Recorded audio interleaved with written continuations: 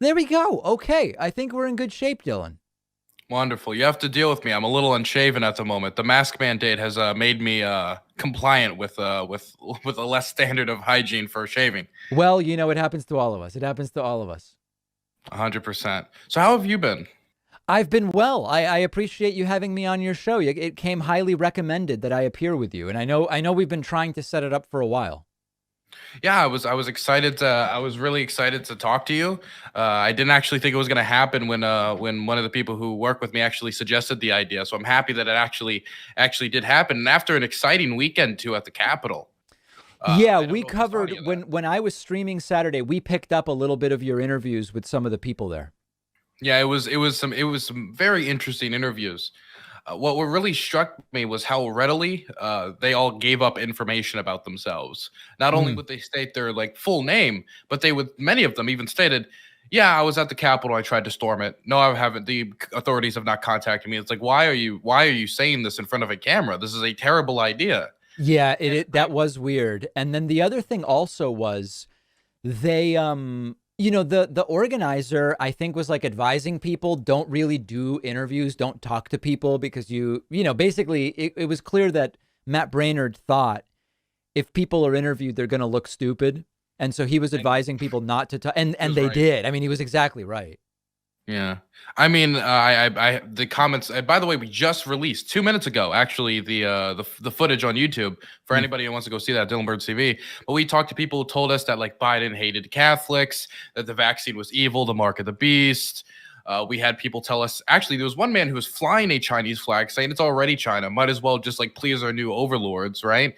And of course there was a person who admitted to storming the Capitol, and he said that though he was a victim of police brutality, he was trying to like put that angle on it. And the reason why, he said he was maced so much that it, and this is his wording, not mine, that they maced my balls. It dripped down his whole body. They maced him so much. That's sounds more of a physics problem than anything else. I would agree there. The And one then thing I after, was yeah, going to say is, and listen, this is a suggestion which is worth what you paid for it, which is nothing. But one of the things I thought might be, and maybe you did this later, I only watched a little bit. There were times when you were interviewing someone and they would say something completely crazy, hmm and you would counterpoint them with like an opposing fact, which is obviously great. But one of yeah, the things I stopped doing is, or one of the reasons I stopped doing that in those situations is we can't possibly have the opposing facts on all of these things, even if we know people are feeding us bullshit. So true. I tend to take the approach of when I know someone's saying something completely bonkers, just keep asking them how they learned that, how they came up with that, rather than trying to counterpoint them, because eventually you might get to a point where your counterpoint, you don't have the facts either because what they're saying is so bonkers. And so you kind of get to a standstill where I've found that it often works out better just to keep saying, really, where did you hear that? How did you learn that? How do you know that that's true? And then they end up hanging themselves in a way where maybe they wouldn't if you just keep going point counterpoint with them. It's just an idea, and maybe you were doing that later too. I don't know. It is true. I mean, eventually we ran into a guy who was telling me how Bill Gates ran the UN, and I would ask him where he heard that, and then Right. he of course freaked out, and that did work better. And I guess what was the old term, the whole thing I was told, it was something along the lines of no one wins anything from winning against a fool, right? If you're Hmm. debating somebody who's a complete whack job, you gain nothing if you look good. They're a complete Right. whack job. But if you actually trip up in any way, then you just look like 10 times the fool because you lost to a complete whack job. That's another reason why I think it's better in those situations just to keep asking them questions about how they learned this stuff. Because at any point that you're not as even aware of what they're talking about, it almost ends up kind of looking like, well, either of them might have been right. You know what I mean? Yeah, I there was one moment which I especially liked where I asked somebody, they said that everything you're saying is oxymoronic, and I said, define that word. And then they just like shut down. And just getting them, just asking them for the definitions of what they're saying, their Yeah. sources, that unironically was the best moments and all of the interviews that I had. So I do agree with you on that, actually. I That's think you're not right on that. surprising to me that that happened. Yeah, I mean, this is the third big thing I went to. The last two was the Million MAGA March. Yep. and that's where I got maced by the Proud Boys, and that was a joy. And then Wow. the other one was January 6th, which I made the very intelligent decision to go to the January 6th because at the time I just thought it was going to be a protest. Yeah. In a Biden hoodie. I went there in a Biden hoodie alone, which was a fool's errand, I can say, but I did not get physically assaulted. Mhm. So I got out better than I think logic would say I would have gotten out of that. Did authorities at all want to talk to you just because you were there? I've never been contacted by authorities. And the Oh. thing that's interesting about that is I got a decent amount of pictures, video. I streamed a decent amount of it. And when I got up to the Capitol steps, and I actually got, I think, the only angle that's available online of them physically attacking the reporters. Oh, Because okay. as everybody knows, they attacked the reporters, took their equipment, and smashed it. Most people have seen the footage afterwards where they're smashing the equipment. Right. I actually saw the interaction that led up to that.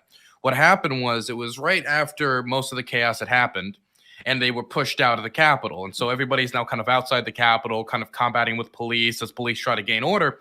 And then there's the reporters there, and they have this tiny little metal gate dividing them from the rioters. Mhm. And one of the reporters just says, "There's a riot behind me at the DC Capitol," which is true under anyone's definition, even if you wanted to be as generous as you wanted to the people who were participating in that day. And one of the people there got so angry that they used the term riot, that they came up with an American flag and started waving it in front of the camera so they could record anything. And then other people gathered. Then they started pelting them with objects before tearing down the metal barrier, pushing them all out and smashing up their equipment. Wow. And so basically, they rioted in response to being called a riot. It became a self-fulfilling prophecy of sorts. Exactly. It became a self-fulfilling prophecy. How many hours were you there that day? I was there from, I would say, noon to maybe about 5 or 6. Oh, okay. So Did you for a bring decent did you amount bring of time. snacks? I did not bring snacks. That was also another error I made. Maybe in a tricky situation, I think that if I got cornered, I could open a bag of Lay's potato chips, throw a couple in the air, and maybe they'd scatter. Yeah. What are you What are you, like a barbecue guy, or what potato chip flavor? Salt and vinegar has always been the way I go. Ooh, Salt and that vinegar. makes me question this interview, to be honest. I mean, I know it takes a dignifying modern man to like Yeah. salt and vinegar, and I am of the younger variety, right? Yeah. No, barbecue's the way. Now I'm curious. In all seriousness, did the rioters bring food and drinks? I did not see any food and drinks there, but there were people with backpacks. There Yeah. were people with these like LARPers and like full military gear with everything geared up, backpacks. And I'm sure if you opened it up, you wouldn't find military equipment. You'd mostly probably find like maybe like juice boxes and snackies, like some Oreos and stuff. I'm sure obviously a few of them had military equipment. Bombs were planted at the Capitol. I mean, at the RNC and DNC the night before, and of course there was other weapons found, as many people were arrested with weapons. Did you, since you were in the crowd, did you see people with weapons? I saw people using traditional objects with weapons, like As I would say weapons? like a pole, yes, okay. like stuff like that. I see. I never saw anybody like take out like a knife or like a baseball bat. It was like using, for example, the metal gate, the barrier, like using that to push against people. I never saw any actual like weapons get taken out. There was a lot of people with I would say like military gear, like fully geared up. There was a lot of people with like full camo or completely in black, all things covered, and they have elbow pads and everything. Like they're ready for something, right? Sure. Like Mo Brooks was ready because he had body armor for some reason. That's weird to me. Yeah, that's the one thing I really want answered is why did Mo Brooks have body armor when no one else was supposed to, when he wasn't supposed to know of what happened or what was going to happen? It's very, very strange. Yeah, I've not has there even been an explanation asserted for that, even if it's BS? Nothing. Absolutely nothing. Okay. We just know he had body armor, which of course obviously implies that he thought there was a high likelihood of violence or knew there was going to be violence. Right. Even the best case scenario would be that he knew there was a high likelihood. Which raises a whole other series of obvious questions, which we've not gotten answers to. Of course. So yeah, January 6th was wild. The thing that got me about January 6th, there's two things that were interesting. How open people were with their calls for like actual like revolution and overthrow, that I think that I think is really dug into me with like being firsthand there. Like people just calling for random politicians to be executed. Right. People just calling for anybody who voted the other way to be executed. I remember there was one interaction I had at the Capitol steps where somebody they saw my Biden hoodie and they got angry and they started talking to me and they said I was a traitor for just voting for Biden. There was nothing else there. It wasn't like you're a traitor because you're part of Biden's government or you did this thing.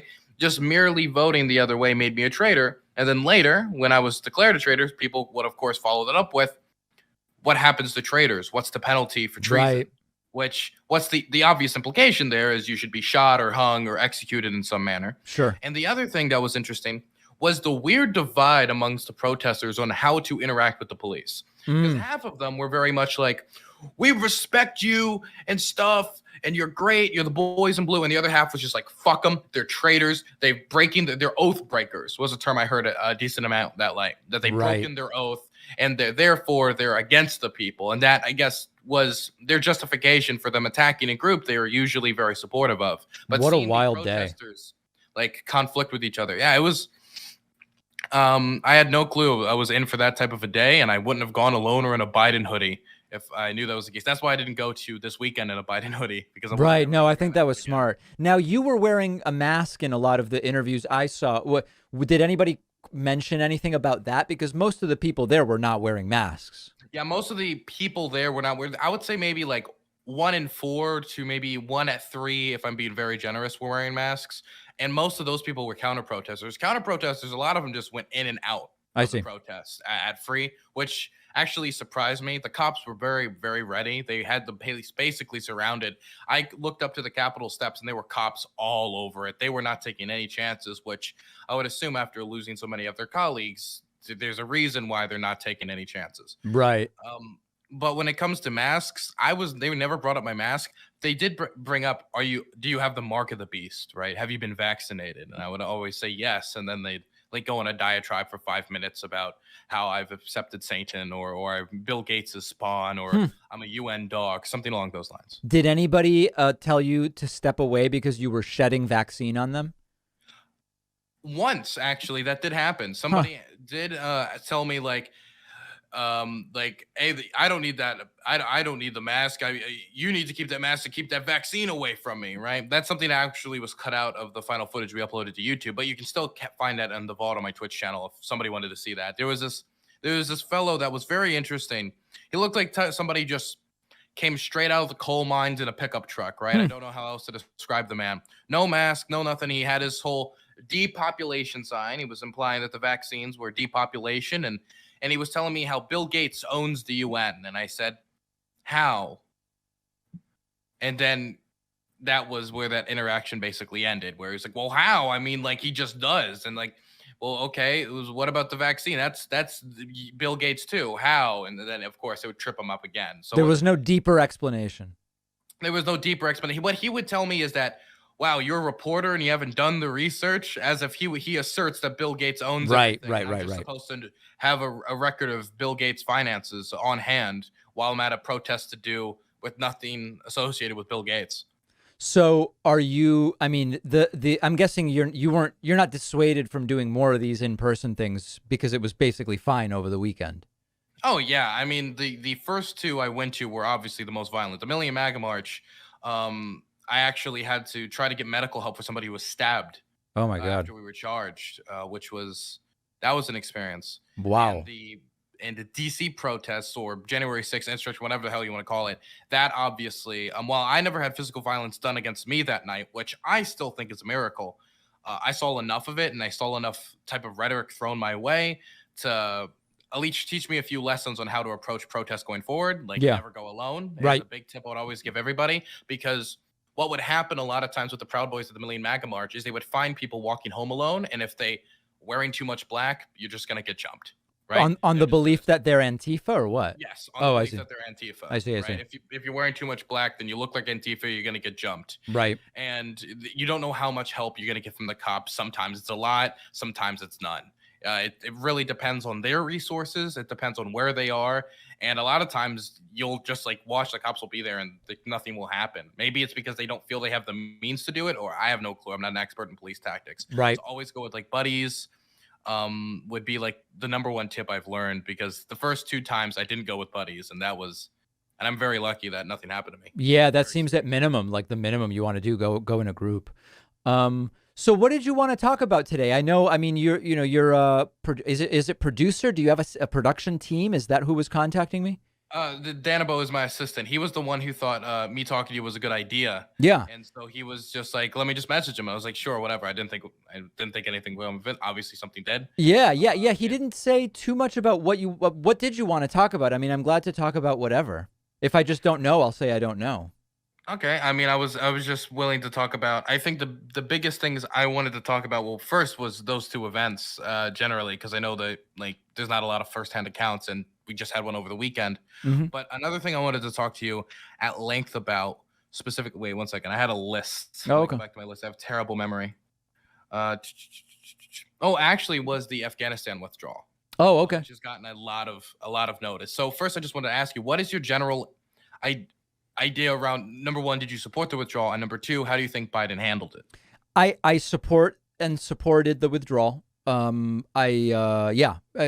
think we were there too long, to put it lightly.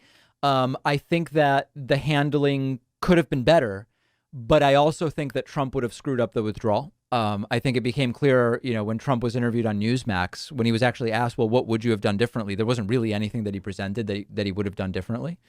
And I, am really disgusted with this corporate media concern. I almost call it concern trolling, where they've scrutinized the withdrawal after 20 years more than they ever scrutinized being there.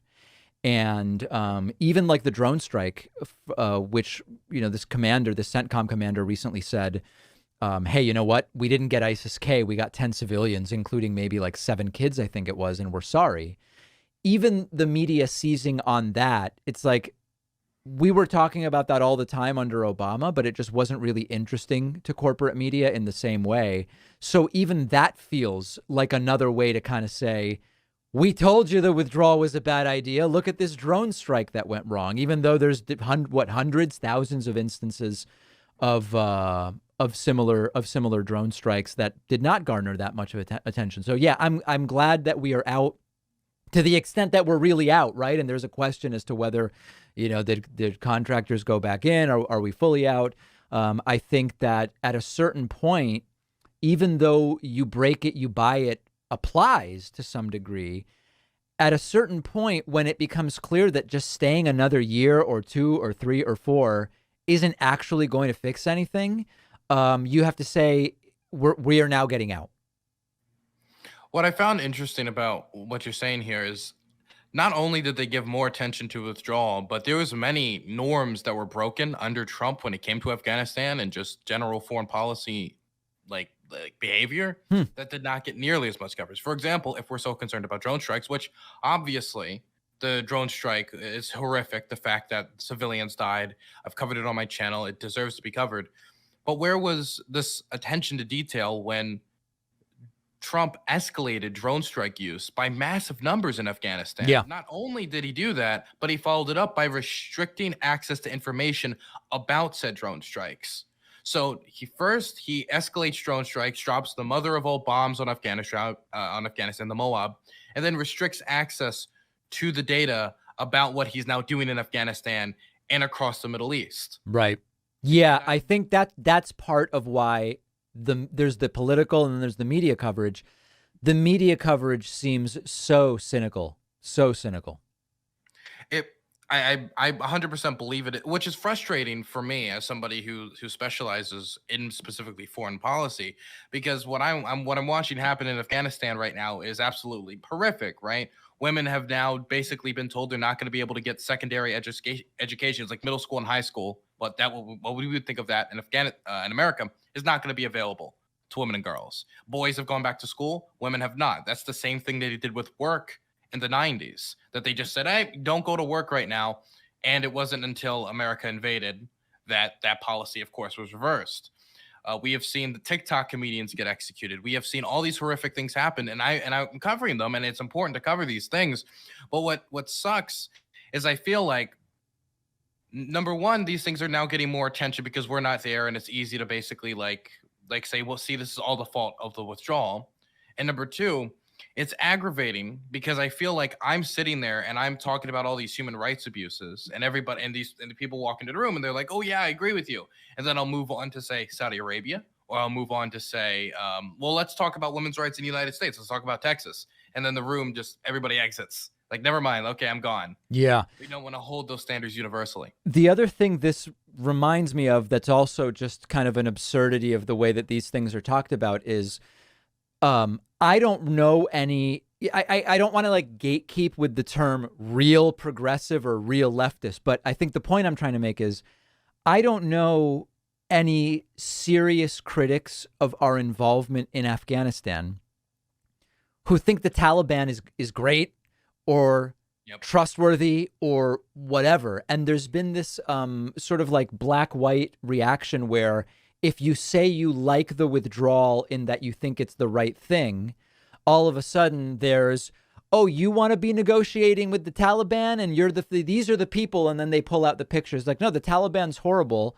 And the Taliban was horrible when Trump was negotiating with them. And the Taliban's been horrible for a long time. But that's a different question then.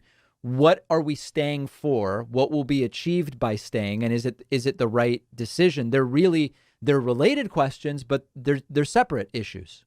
Yeah, I find it hard to believe that also the standard is held universally, because there's been many times in American history that these same individuals who are crying foul right now have negotiated with powers as bad or pretty bad in comparison with the Taliban or just generally. For example, Stalin was an absolute monster. He was one of the worst human beings to ever exist on the planet. But we negotiated with him in World War II because we saw a bigger enemy, right? Sure. We have negotiated with Saudi Arabia, which has a terrible human rights record. We've negotiated with right-wing death squads in Latin America for our own benefit, even though we 100% shouldn't have even been there in the first place, right? And so it's weird for me to see this crying foul on the idea of any compromise whatsoever after they failed on a certain strategy for 20 years. Now, let's say that it was year 1 or 2, maybe you can have an argument like, okay, it's the first 2 years against the fight against the Taliban. Maybe you're right. Maybe we should just, but it's been 20 years of failed strategy. Now you can maybe, unless you want to tell me, okay, let's go another 20 years, then you have to at least give credence to the idea of looking at other strategies and how to deal with it. Yeah.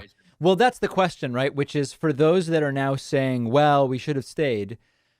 The question is, how long would be reasonable? Because if 20 years didn't accomplish whatever, 1 year more is unlikely to do it. So then you're already talking about, well, by saying stay, are you saying stay 5 more years? Are you saying another 20? And, you know, there were a couple, I don't remember who they were, but there were a couple of neocons I saw in right-wing media who were actually honest. And they were like, yeah, we should just have a permanent presence there. And it's like, while I disagree completely, at least they're just being upfront. And they're like, I think leaving's bad because we should just stay forever. That's it. And it's like, okay, all right, I can deal with you if you're honest in that sense. That's only the first part of the puzzle, too. Because then the question isn't just how long are we staying, but also what are we going to change in strategy? Right. Because I would not dedicate a soldier to stay another day in a country if our strategy is failing and we don't have another strategy to fix it. Because at that point, what you're doing is you're just clogging holes in a sinking ship, and you're just going with the same old strategy that hasn't worked for the last 20 years. And we have no reason to believe that it's going to work in the next 20. I would also say, on the other hand, and I do want to bring attention to this, that it also has been difficult as somebody who covers these human rights abuses that's going on in Afghanistan and covered them while the withdrawal was happening and talking about what the reality was going to be with the Taliban ruling Afghanistan. To any time I'd bring that up, it felt like somebody would say, I would bring up the Taliban are awful, evil, and bad, and we need to talk about what the reality is going to be for women in Afghanistan. And someone would say, well, it sounds like just pro-war machine propaganda.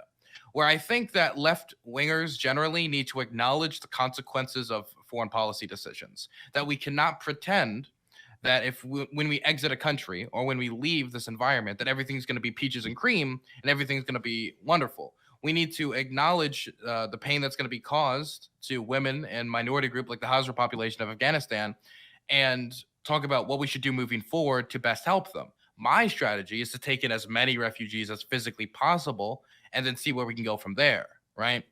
But it felt like also anytime I bring up any of that, there would also be a weird a weird virtue signaling backlash in the other direction. I hate to play the both sides on that, but it felt weird. No, there was. It was going on. Now, what do you imagine that? Because remember, Trump announced the same plan to leave Afghanistan. Trump had announced it. Imagine Trump had done it and the same chaos had taken place. What would the Trump PR machine have done? Would they simply have said, hey, you got to blame George W. Bush. He's the guy who got us in, and just left it at that and not explained anything else and just made it that cut and dry? I think the first thing I do want to say about Trump that's interesting about Afghanistan is he started his administration with a troop increase in Afghanistan, increasing drone strikes, restricting data to that information, and dropping the MOAB. And then by the end of his administration, which he was saying on the campaign trail, bomb the families with terrorists, he's like, well, let me negotiate with some of them. Yeah, just a complete 180. And it shows that, and I mean this, that a lot of people like to say that Trump's just like an isolationist, or he has this foreign policy. He doesn't have any fundamental foreign policy beliefs, right? He just sticks his finger in the air and goes that way. He was for the war in Iraq. He was for intervening in Libya. He was for going into Afghanistan. He was for all these conflicts. And now that is politically beneficial, he's going the other way. He just sticks his finger in the air. So I just want to say that he has no fundamental foreign policy. Of course. Beliefs. So I honestly think that he probably would have stayed maybe with the May deadline that he set. I have no reason to believe, and he hasn't indicated that he would have switched that deadline.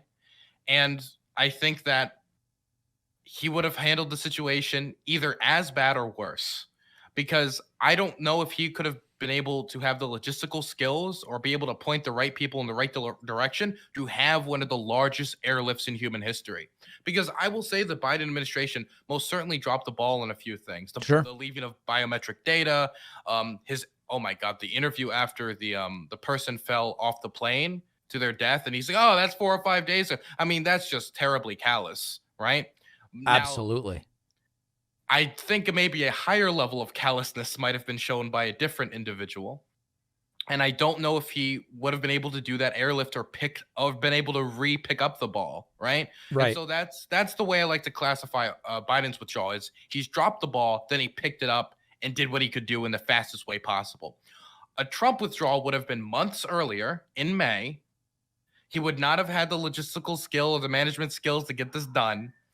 And he would have been 10 times more callous. And all those allies that we're talking about we needed to support and bring out, needed to be included in the airlift, they would have been considered less, because he plays to a base of people who don't like to take in refugees. He said on the campaign trail, I want a total and complete shutdown of Muslims entering the United States. Yeah. Now, it might surprise people to hear this, but Afghanistan actually has a lot of those within the borders of Afghanistan. And you see the right-wing fearmonger regime right now. Biden's bringing in a horde of refugees. Russia Today actually edited AK-47s and RPGs onto the backs. I saw that with their children going on. And wasn't there explanation that it was satire? But like there was nothing that would indicate that it was satire. It was one of the strangest explanations. There was just not. It just looked like a story headline. It was weird. Bullshit. Russia Today has a long history of pushing their main goal is to push divisive messaging to the highest extent for divisiveness sake and for clicks. Another example of this is, I remember when Hillary Clinton, they had this story that I think has been removed from the YouTube since then, of this person talking about how basically the Jews are controlling a large part of Hillary Clinton's campaign. Mm-hmm. And then, hey, look, there's a triangle in one of the symbols of their company. And it was just posted. Yeah. Oh, yeah. It was posted on the YouTube. Eventually it was taken down, but they have a long history of pushing blatantly bigoted messaging. Yeah. So let's see. I generally speaking agree with you about how Trump would have handled the withdrawal. I think the reaction would have been callous is probably an understatement, but I certainly agree with you about that. I do think that, Trump was able to come up with these. It's not just, they weren't just incoherent, but they were almost like satirical public positions when he would screw stuff up. And I have like a morbid curiosity. What kind of insane thing would Jared Kushner have dreamed up to explain the exact same level of chaos or even more if Trump did actually oversee the withdrawal from Afghanistan? I don't actually know what it would be, but particularly on COVID and on hurricanes, like on everything, he was just able to do stuff. Who could imagine? I am scared that he would have done the withdrawal, then reversed his decision. Oh, And the reason interesting. why is because if we see Syria, now that was a withdrawal that was horribly botched and didn't even need to happen. Because when you look at the withdrawal, he pulled the troops out of northeastern Syria off the border after making the Kurds, the YPJ and the YPG, disarm themselves on the border with a deal with Turkey. Hmm. Then he moves them back. They get slaughtered. Politicians get dragged out of cars and shot. I don't need to describe the brutality, but it was terrible. He redeploys them in Iraq, says they're coming home, and then just redeploys them back into Syria. Right. Just completely reverses the decision. The only difference was now they were in a worse strategic position, and now thousands more people were dead. That was the only difference. And so my fear is, and that was due to the backlash and people walking into his office and pointing at charts and saying, but there's oil in Syria, Trump. I think that was Mitch McConnell who did that. So that my fear is that he would have been going through with this withdrawal, made the deal with the Taliban, gone with this May deadline, been as catastrophic or more catastrophic than midway through after chaos was happening, since he has no fundamental foreign policy beliefs. And Joe Biden for years has talked about in private how he wanted to get out of Afghanistan. There's a lot of these things coming out from I think it was 2011, where he had a conversation with a staffer where someone was trying to convince him, like, maybe we should stay for the feminism. And he's like, dude, that's nonsense. That's nonsensical. Right. Trump I'm doesn't have curious fundamental foreign policy though. beliefs. If the wind pushed him in that direction, he could have reversed his position on Afghanistan like that. Yeah, I don't disagree. I think though that there is, Trump will sometimes off ramp things that he promises, but he'll never really just say, I changed my mind because the situation changed. He'll say, well, someone blocked me from doing it, or it's rhinos, or it's Democrats, or whatever. So while I agree with you that on policy, he could have ended up saying, we're not doing it or we're going back in. But he never would have said, because it got chaotic and I didn't predict that. He would always have figured out some way to either blame other Republicans who got in the way or Democrats or whoever, because it's just, there's no instances where he said, I miscalculated. He would have put it probably on the Afghans. That the ANA just collapsed so fast because the Afghan people are just so cowardly and so terrible. I think, hey, that's a foreign enemy he can pin it on, right? Yeah. That's the type of thing, the type of dialogue I could see him doing, because you can see that dialogue going on right now. Because there's so many reports of ANA soldiers being tremendously brave, but if you don't have supplies, you don't have ammunition, and you are also starving. There's many reports of them just not getting fed even and not paid on top of that. Right. And you're facing the Taliban, like, yeah, no shit, many of them weren't able to hold out, right? But he could just pin it on the cowardly foreigners not being able to hold up defense, even though we've saved them for 20 years. I could see him running along with that. I mean, that's what they're doing right now. I mean, they're saying, why do all these Afghans need to come to America? Why aren't they at home fighting the Taliban, fighting for their own country if they love these values so much? I'm curious because you mentioned the RT edited image, with the Afghans and the weapons, the rocket launcher, I think it was, or whatever the case it was.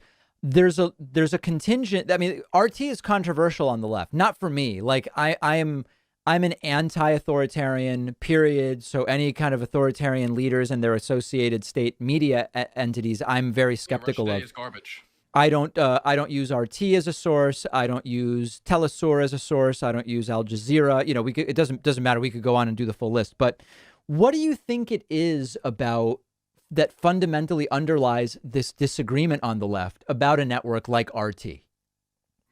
I think that the problem is that Press TV, Russia Today, or Al Jazeera, or any of these, and Al Jazeera, unironically, I will watch some of their documentaries, or for example, I love Mehdi Hassan.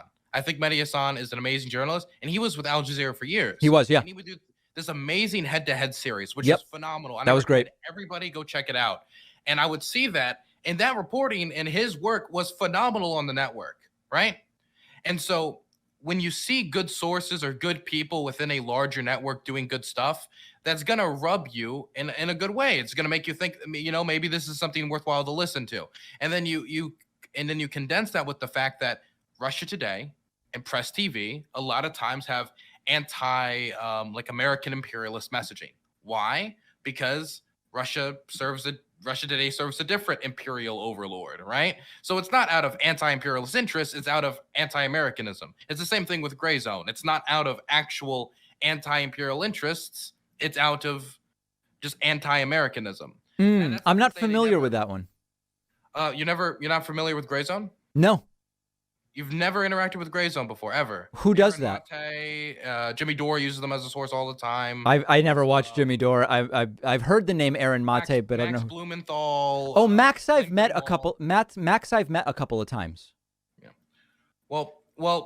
These different types of sources, I think they a lot of times can unironically hit the nail on the head. Where if something bad happens, America does something bad, they'll criticize it, they'll point it out, and they're correct. But then the problem is the reason they're pointing it out is different than the reason that somebody else is pointing out. Their interests and their motives are different. And then with that, they'll splice it in with, man, isn't it terrible that they're doing all this? And let me tell you how great the Russian government was in supporting Assad. And then they'll lace in their own personal interests. Yeah. That's why we need to be concerned, because you're not going to see Russia today calling out Bashar al-Assad's use of barrel bombs. You're not going to see Press TV talking about the treatment of women in Iran. You're not going to see that reporting done because it doesn't interest those who fund the programs.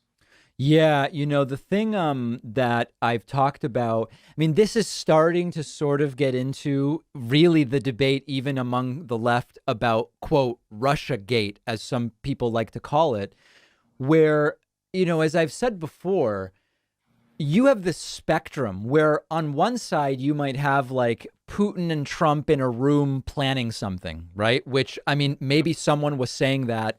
I was never saying that. You go back to April 2017 and I'm saying, guys, if that's what you're waiting for, you're going to be sorely disappointed. On the other side is just kind of like the systemic critique that you're putting together, which is, hey, you know what? Particularly when you think geopolitically about China, Russia, and the United States as like the three superpowers, there is to some degree a zero-sum nature of that. And the authoritarian regime of Vladimir Putin comparatively looks better if democracy looks like it's in peril in the United States, if things look really chaotic in the United States. So it's like, of course they would prefer the doofus Trump to Hillary. That's very different than Putin and Trump got together and planned something, if I'm being clear. Yeah, the thing that gets me is every time I hear somebody, well, you probably believe in Russiagate, which is something you'll commonly see in like Twitter section or whatever. Yeah. It's not really an issue of debate anymore.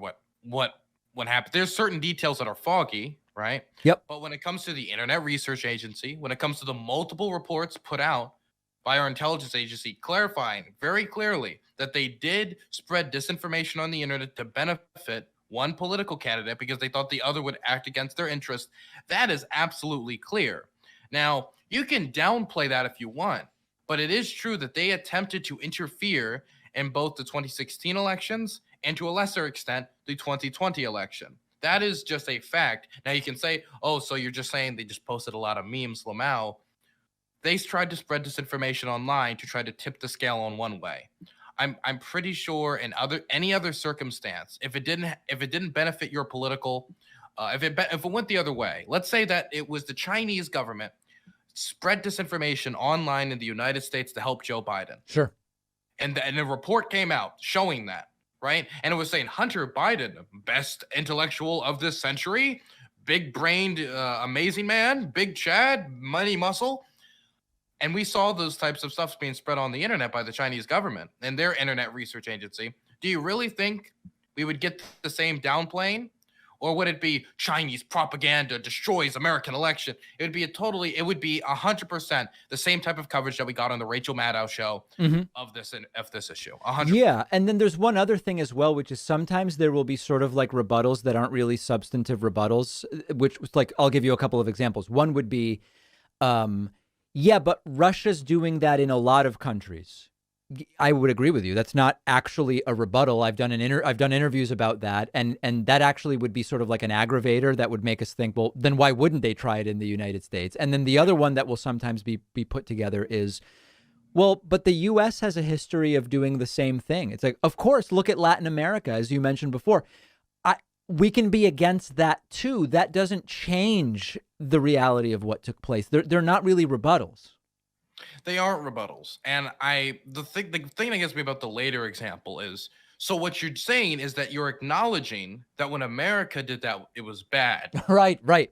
So then you would acknowledge that this is bad as well, then obviously. But I Unless guess what you the mean is we deserve it and therefore there's right. I'm like, why would, how is that even relevant otherwise? well, then that it just becomes like somebody like taking a belt and like hurting themselves at that point. That's Right. like almost advocating for the type of weird self harm of the United States. So Yeah. I feel that people just want to downplay what happened, or they want to just kind of petty fog the issue. But ultimately, the fact of the matter is that the Russian government attempted through the Internet Research Agency to affect the outcomes of both the 2016 and to a lesser extent the 2020 elections through spreading disinformation on the internet. That is an undeniable fact. And I think anytime somebody brings up Russiagate or mocks it, just put it in that framing and just don't move from the point. They can try to say, "Oh, they posted a few memes," and then you can say, "Actually, we can just look at the report and see exactly what they did." Because you can say it's a few memes. It wasn't a few memes. Their disinformation were seen by millions upon millions upon millions of people.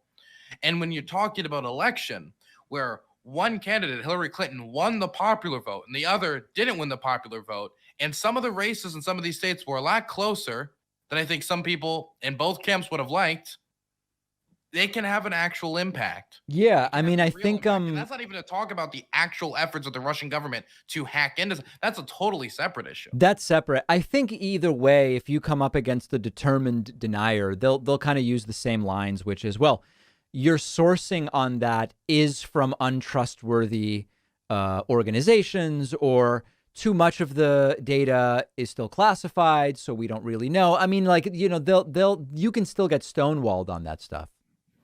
Yeah, I think what it is that it's an inconvenient fact that people want to pretend that for what I don't know why, it could be any number of reasons. It could be either you're a Trump supporter and maybe it makes you feel that the election would feel less legitimate if Trump won with the backing of a foreign government. I mean, that's the type of thing that they would like to accuse the Democrats of doing, not the Republicans. I mean, that's exactly what happened in 2020. Hunter Biden, China's in China's pocket. That's exactly what happened 4 Yeah. years after 2016. And maybe there's some people who don't like the idea that the Russian government tried to interfere, or in American. Maybe part of it is like an American exceptionalist. Like, nah, there's no way the foreigners could have an impact on American elections.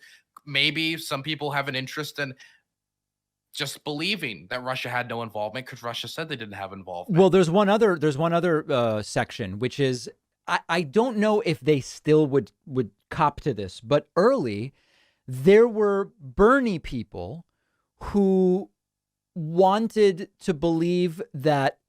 So the logic would be Bernie was the better candidate than Hillary. Bernie would have beaten Hillary. So we need to believe that Trump really beat Hillary fair and square. If Russia did try or succeed at helping Trump, then maybe Hillary would have won, which undercuts our view that Bernie was the better candidate and actually would have won. So I think that's another contingent. I think that could possibly be. I haven't seen as much of that. I think I've seen it maybe on a few occasions, Yeah. but there is, and there's a thing that really angers me about this is there are there are people who try to say and point to the fact that Hillary Clinton acknowledges that this happened, right? And she talks about this to point to the fact, see, Hillary Clinton didn't accept the results of the 2016 election. Why does Donald Trump need to accept the results of the 2020 election? Even though Hillary, of course, called Mr. Trump literally the day after Yeah. and said, "Hey, you're president. I give up. I'm tapping out." Right. And all the legal challenges that they try to bring up, she dropped them. All of them. She didn't pursue any of those. Not to And mention, Trump still doesn't accept the results of the 2016 election. the thing that gets me about Trump is he has been telling people he was going to do this for the last 5 years. Right. He said during on the Republican campaign trail when he lost any primary, he would say it was due to fraud or it was stolen or it was rigged or there was some factor like evil Ben Carson or Ted Cruz or whatever, right? That's also, and this is a fun fact, that's also where Donald Trump laid the foundations for the growth in the anti-vaxxer movement when he said that vaccines cause autism on Yeah, the same stage as a medical expert. And Ben Carson did not sufficiently call him out. And I think that laid the foundation for a lot of what we're seeing. no Trump doubt. then, after being elected, and then of course on the debate stage, he said he didn't answer if he would accept the results of the election. Then come 2019 to the lead up of the next election, he said if he loses, it's rigged. He has been very open that if he ever loses, just outright loses, he's not going to accept the results. And so I don't understand how people can see him priming this up, then he pulls the trigger on this, and people are like, wow, I'm so shocked. I can't believe the Democrats stole it. And they're legitimately believing this lie. He's been setting this lie up for 5 years. Yeah. And they're applying it. I mean, look, if you watched what happened with Larry Elder last week, they're now just using it in other elections. There's a video of a woman confronting Mitt Romney in Washington at Reagan Airport, where she goes up to him and says, "You didn't really win your Utah Senate race. That was also fraud." It's just going to be, it's the new thing, And here's the concern I have, and I wonder if you share this concern, and maybe not. Maybe the concern is overblown, that it'll become like a reverse Boy Who Cried Wolf, which is at some point, Republicans really might find a way to fraudulently steal an election, and Democrats might actually call it out. And then Republicans will say, guys, we've been calling this out for so long, and you always said we were lying. We can't listen to you now. Did you see the 6 points that were released about how Mike Pence was supposed to steal the election? So I bookmarked some articles, and I'm going to cover it tomorrow. But my understanding is the gist of it was the alternate slate of electors was like a big part of the plan. Yeah, it seemed that basically he was going to have Mike Pence fly down to Arizona, say it's all fraud, so all of these don't count. Trump Right. is president, and then in it he even says, now the Democrats, the boo-hoo Democrats, might not accept that, and so then we go to the House, It's a fraud, which is still technically Republican controlled at the time it was, and then boom, baby, we got this. I need 11,000 and bucks. Give me a they break. don't even sweat it. They're gonna sue us. We'll just fight them in court. Right. Right. Absolutely. And it was just a guide to basically what they were basically just saying with this. If this was completely legal, let's say this was all legally true, this would imply that all you needed to do to steal a presidential election is just have the House of Representatives. Right. Exactly. Yeah. And a willing participant, I guess, and a vice president in order to publicize that this is what's going on and this is what's being done, which, now there's people saying, like, thank goodness it was Pence and not Matt Gaetz as the VP or something like that. I don't know. I mean, I'm still thinking about how much of a difference that really would have made in the end. I don't know if the thing is, I feel that there is no legal basis for No. what they were going to do. No. So therefore, even if you put the biggest Trump sycophant in there, unless it's somebody who actually believes Trump's nonsense, which I don't know if Matt Gaetz, or as I call him, Pedo Gates, really believes the nonsense, or if he's just a political opportunist. If he's a political opportunist, then he's not going to be able to do anything, and he'll just probably just stand there. Or maybe he said, I tried to, and the evil Democrats stopped me, or something like that. Yeah, no question. I doubt a real attempt would legitimately be made. I agree. I tend to agree. Yeah. So I don't know if word got to you. I have like about an hour, which started, like 50 minutes ago. So were there other things you wanted to talk to me about? I know your audience is mentioning a lot of different things, and I'm glad to talk about anything. I don't want to feel like we shortchange anything. Well, I didn't know it was gonna. I was told it was gonna be a conversation, not an interview. So if you have any questions for me, that's fine either. But I can go to chat and for the last question. Sure. We can do chat participation. Chat. What do you want me to ask David? Oh my God, this is exciting. Let me ask you a question, David. Me? This is a very important question. Oh, sure, yeah. What's your favorite ice cream? Oof. Lately I'm into Grayton's Black Cherry Chocolate Chip. It's pretty strong. You really like to fill the liberal elitist type. Is that an elite flavor? It feels like it. I listened to that, and it just felt like I heard like a clinging of a silver spoon hit the floor as it fell out of your mouth when you said that. It's $4.99 for a pint. I mean, is that pricey? I don't know. I don't know. It was just the name, right? It just sounded very fancy. Oh my God. I mean, I'm generally speaking a pistachio guy. Like whenever I am trying a new ice cream place, usually I kind of judge them by pistachio. So this is the thing. I'll just ask you, and you can ramble about it. I won't ask you any more about it. But this is something that people have been telling me to ask you about this before, because it was something a while ago, and I covered this. A lot of people were very upset about your coverage on Bolivia and how you Were they? covered I didn't know Bolivia. that. Yeah, there was maybe one or two people who were upset about that. So I had a question. What do you think about the outrage? Do you think they had any fair critique? Do you think it was just an outrage mob? What do you think about that? So on a bunch of these issues, like Venezuela, Bolivia, um, what other examples are even Argentina? I'm from Argentina. I don't know if you knew that, but just as a sort of mention, to mention, I was born in Argentina, Okay. and came to the U.S. I am very critical of what I consider faux left populists. I've been around the block too long on Latin American politics to be kind of entranced by these figures that many American leftists sort of fall in love with as the poverty solvers and the democracy bringers and this type of thing. And unfortunately, you know how before I was saying on Afghanistan, it's almost like you can't both be for the withdrawal, but not a Taliban lover. Like people say, well, if you're for the withdrawal, you must love the Taliban, or otherwise you would say we have to stay in. Similarly, there's a lot of the same thing happening with me on Latin America, where because I pointed out some of the limitations of, the Chavez Maduro regime and its authoritarian nature, people started accusing me of supporting American CIA selection of Guaido. And I made it very clear. I don't want the U.S. involved.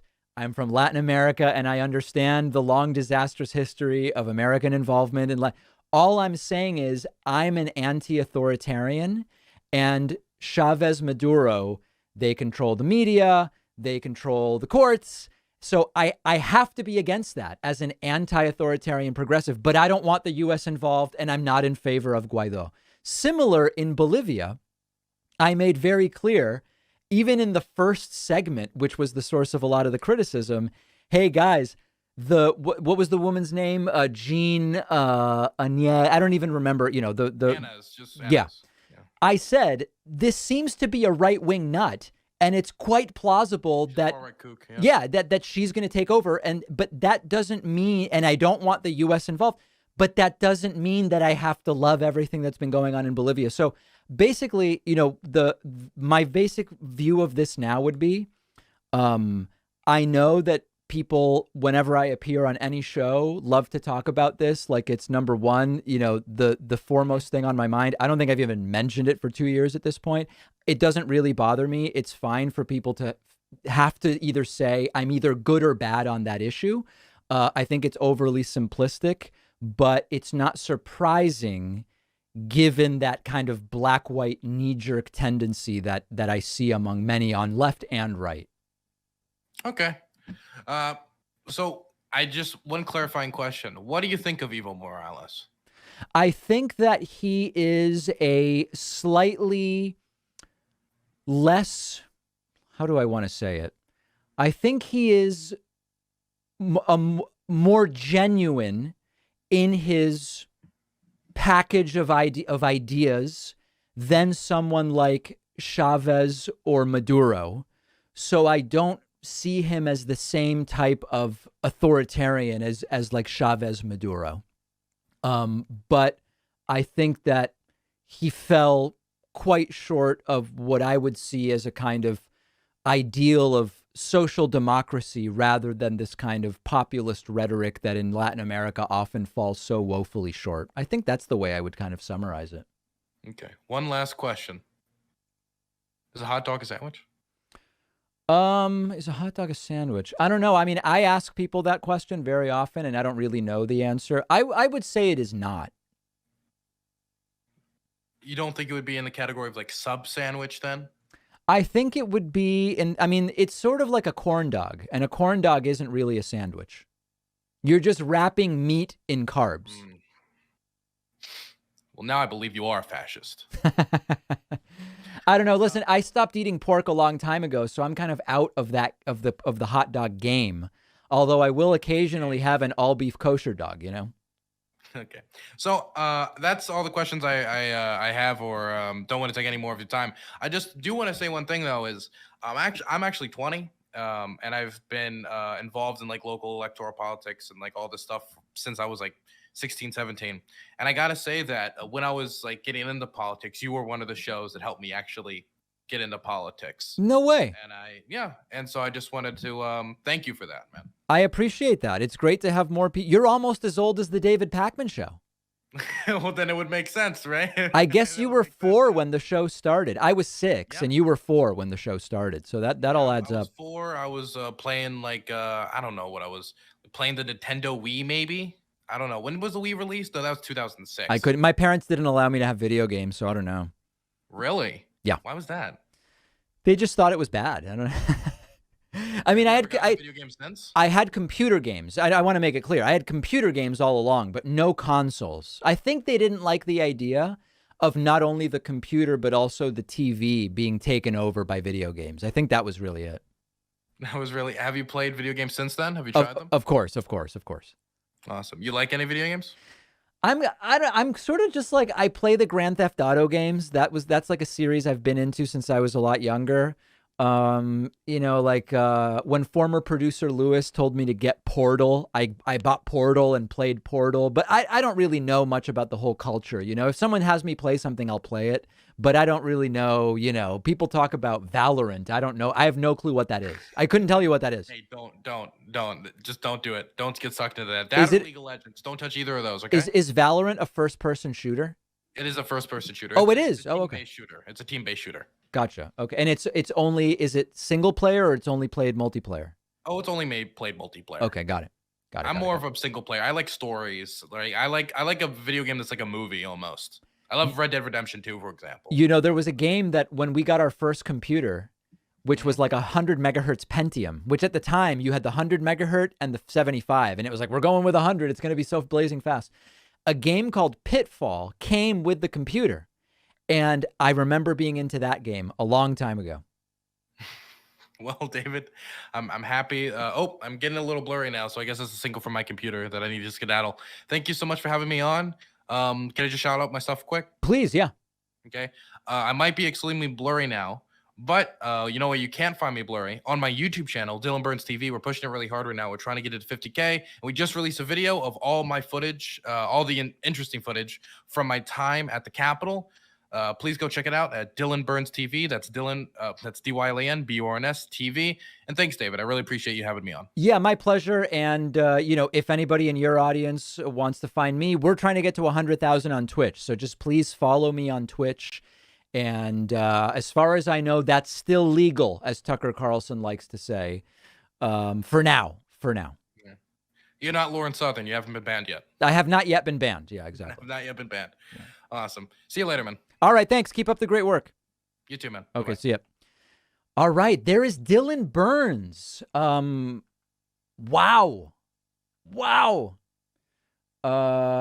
We'll post that to the YouTube channel. I think that was a great conversation. All right, guys. Thank you for joining me. Trump rally Saturday. I will see you then.